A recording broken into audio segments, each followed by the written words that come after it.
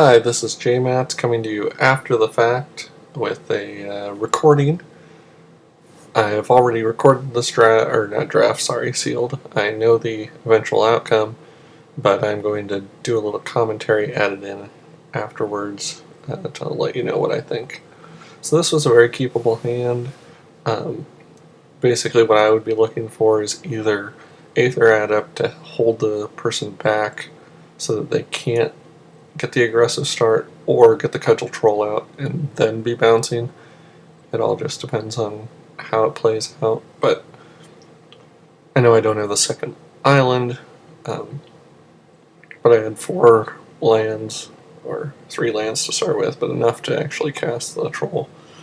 And they lead off with an aggressive start there, putting out the bats without Bloodthirst, which makes me kind of think that they are either trying to enable Bloodthirst for another creature, or maybe just knew they realistically didn't have a chance of getting something in.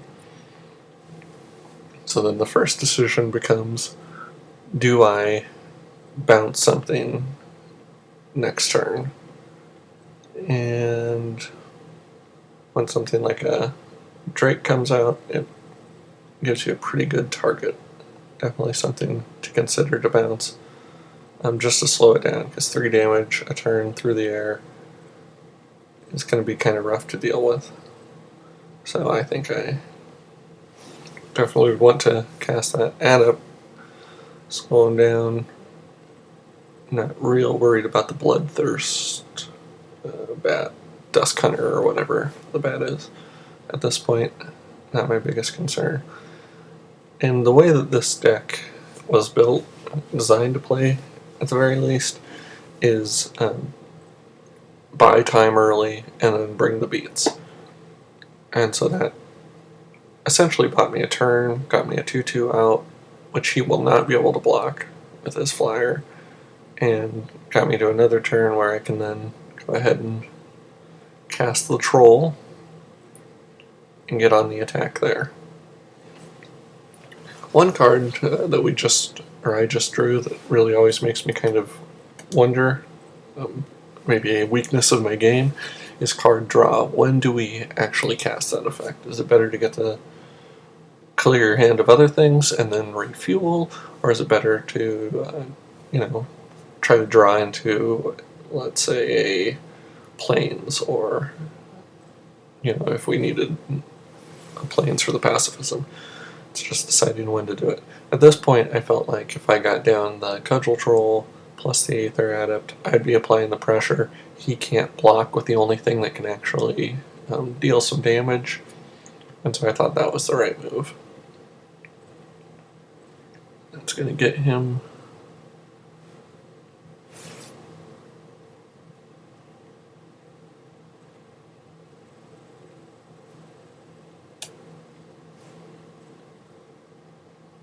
on his turn.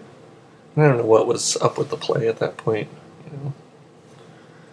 He recorded a while ago. Who knows? Maybe he was doing something. Anyways, he's back to attacking and casting Monolith, which is great.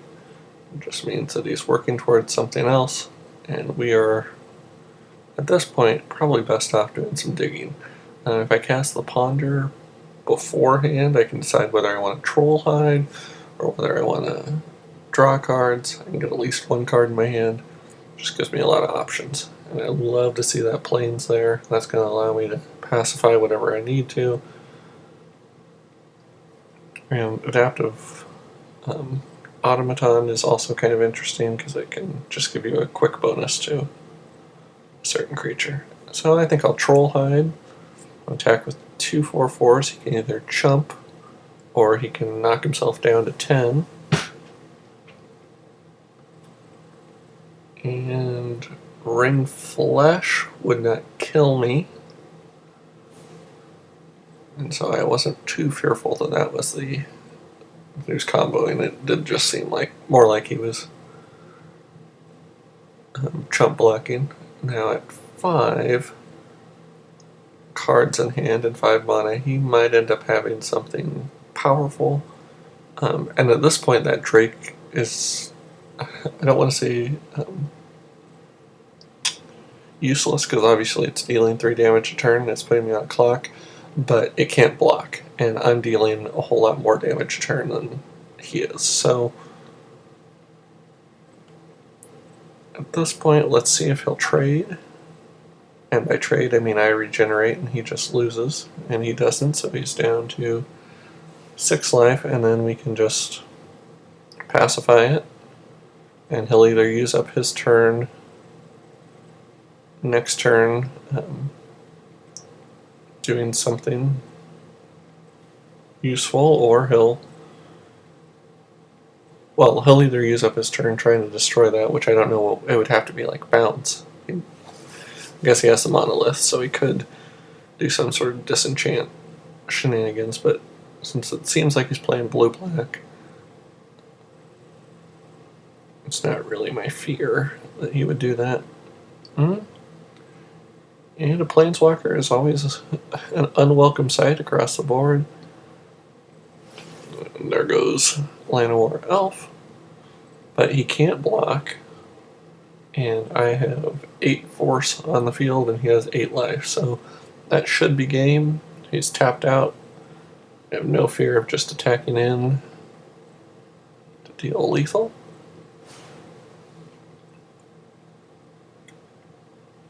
And yeah, he can't block. So he's either going to concede or let the damage deal, and we will be on to the sideboard.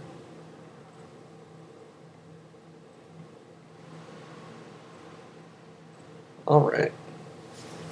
Oh, and we had an Oblivion Ring on the way. That's always nice too. So what did the deck do well, and is there anything we need to change? I mean, overall, the deck performed admirably. I think blue in this matchup does the job. I love that Aether Adept, so just went and submitted again.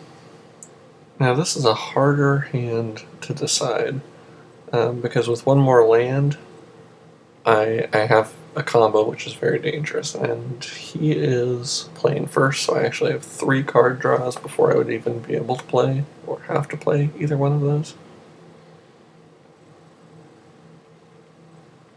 Not sure why he did that, but we got the land. So assuming he doesn't have just a bullet start, we should be playing it at a pretty good place, and that's fine. I mean, don't love it, because I do have a lot of creatures to play, but also whatever, it's a 1/1 vampire.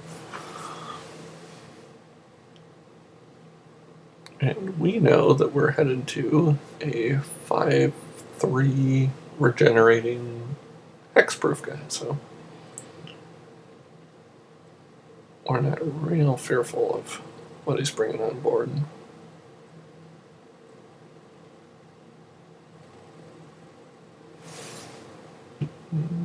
We'll see.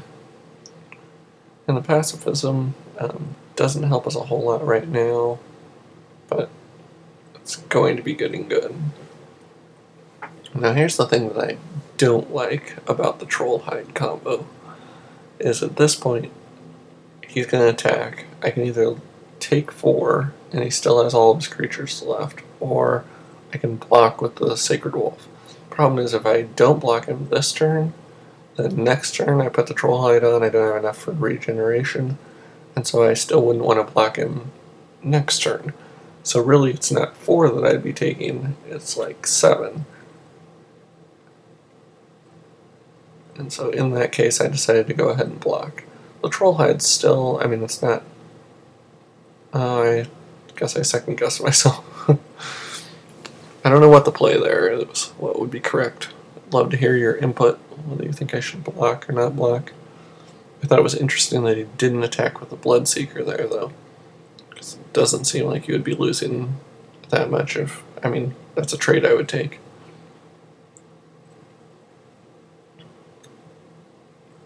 So now I'm to the point where if I do Trollhide, the only thing they can get through is the Warpath and the Dusk Hunter.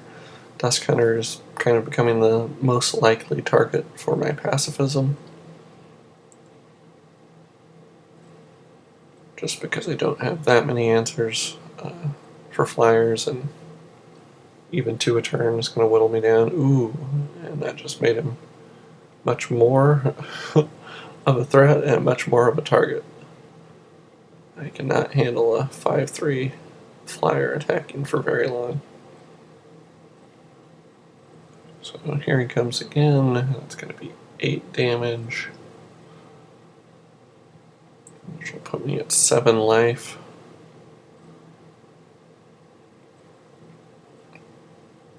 But at this point, the board state should be stabilizing, and I should be able to start turning it around.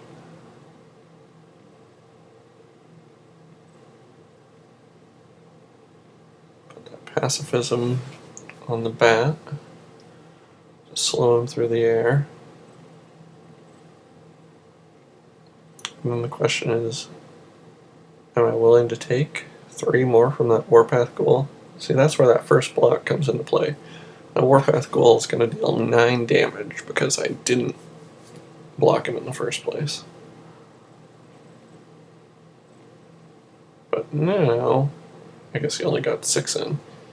Now I have the regeneration shield up, and so now he can't attack profitably with any of his creatures.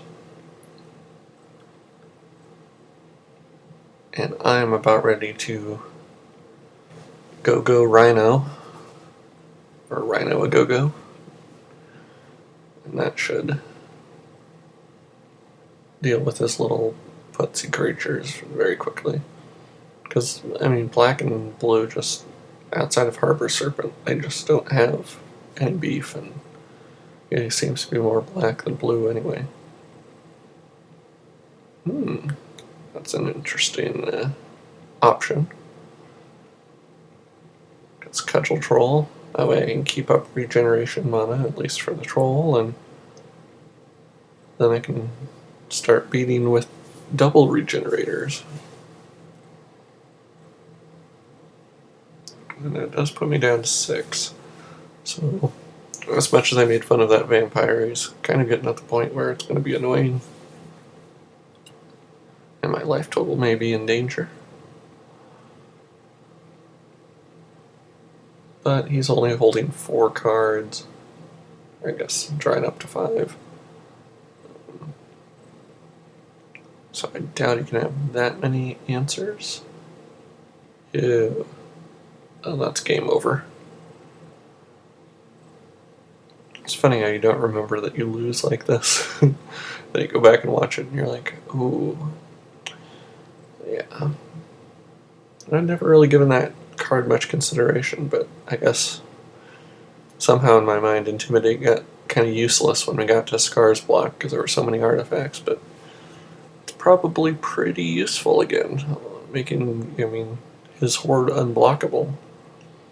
That was the way to punch through for a little bit, so I should consider that card in the future. Cards like that sometimes can almost be overruns also, because overrun, you get trampled, but you gotta get through their bodies.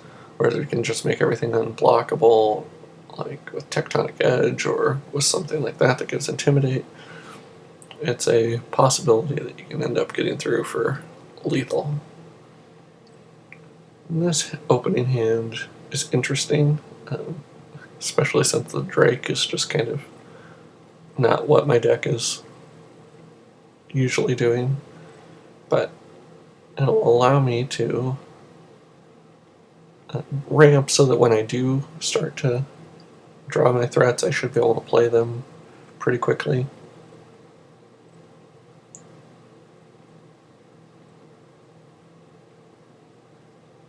And, it never hurts when you have all of your colors represented on turn 3 in a 3-color deck. And again, he had to play the Dusk Hunter aggressively. But if I play my Drake, he'll probably hold it back, thinking he's going to block. At least that's what I would do. And that sets up the possibility, if I want a Monolith and Aether Adept, I can get up to 6 mana, and I can bounce his only creature and get in there for 3 damage.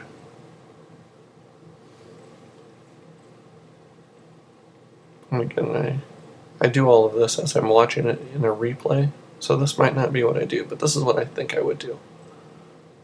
And it looks like it's what I did.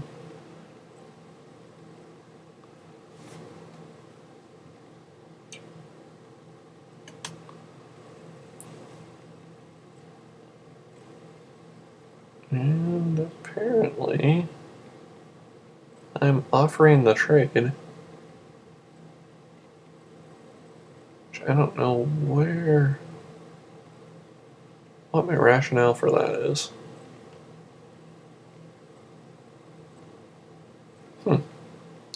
So that's not what I did. Kind of interesting. But getting the merfolk looter out, I now have a huge mana advantage, and if I can start cycling through cards to get to my beaters, that's not a bad decision, I guess. And if I keep the Aether Adept, next turn I can reset his board, assuming he only casts one thing.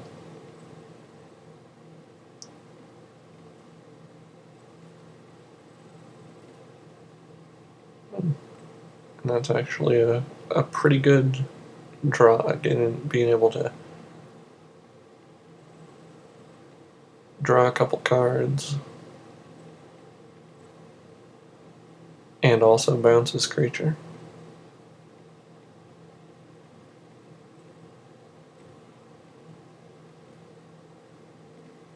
I've got a couple more lands, so I'll have some more that I can cycle with my looter. And does he use his next turn to just recast the Shin? That's always your hope, that 2 turns in a row they do the exact same thing. And sure enough, here comes the Shin again.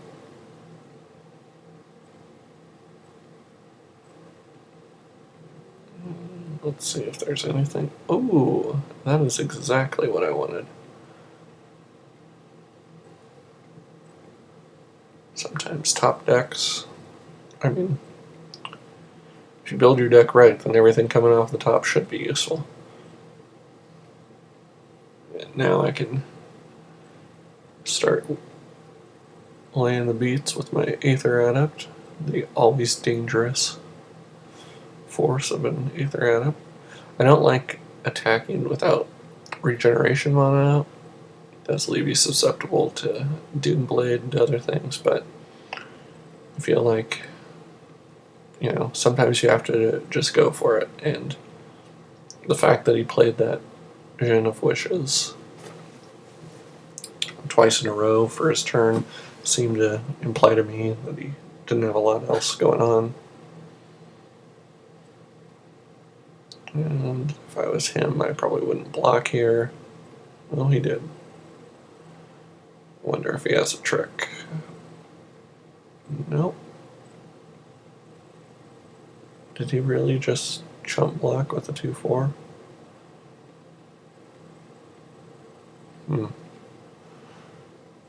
Well, sometimes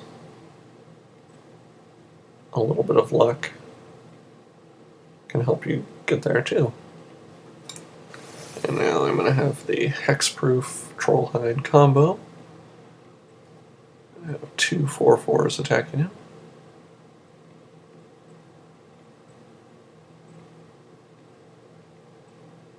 And you could Sword's Thirst still. Nope, didn't do that. I wonder why he blocked with that 2/4. It just seems like a very questionable play.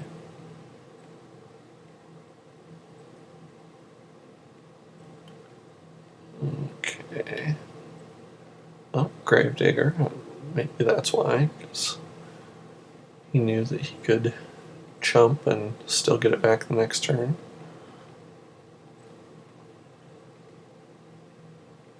At this point, I might just be looking to buy time and buy turns.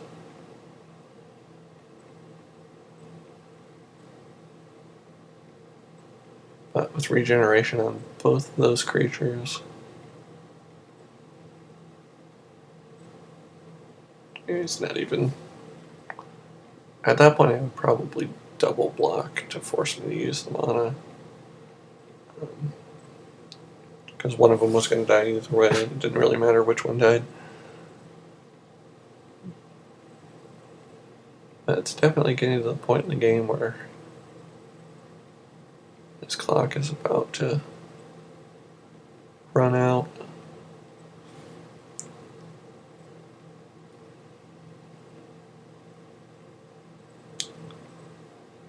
Ooh, that's not good. That stops both of my creatures. Well, it doesn't really stop them. I mean, I can regenerate, but it definitely slows him down and means he'll be able to get in if he wanted to. But at this point, I think almost attack in and make him block. I'll regenerate. And either kill his other guy or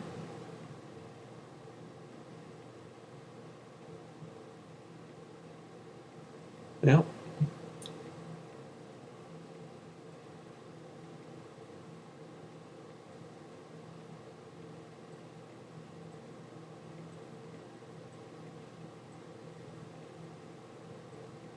So get rid of one creature.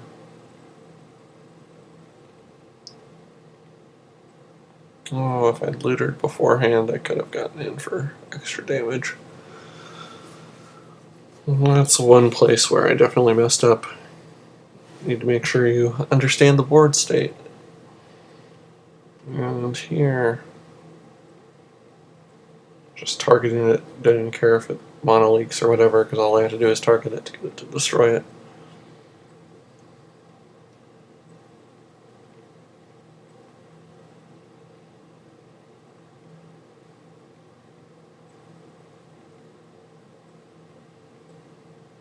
And so it would seem. Oh. Another planeswalker. Well, the same planeswalker, but he got him again. I've always thought that maybe in sealed, Zoran would be a powerhouse. But it just has to be against the right deck, and this is not the right deck to have that. Hexproof certainly shuts them down some. Regeneration, likewise, is quite an answer. Here,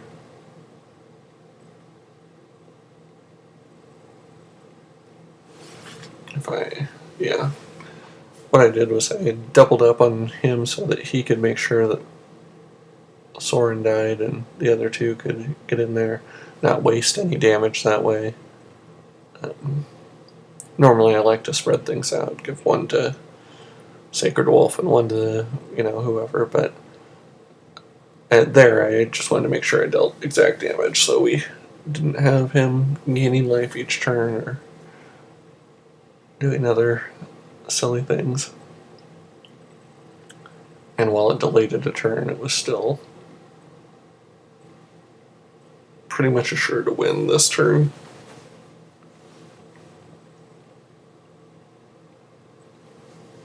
Alright, so there's round one. I'll see you for round two.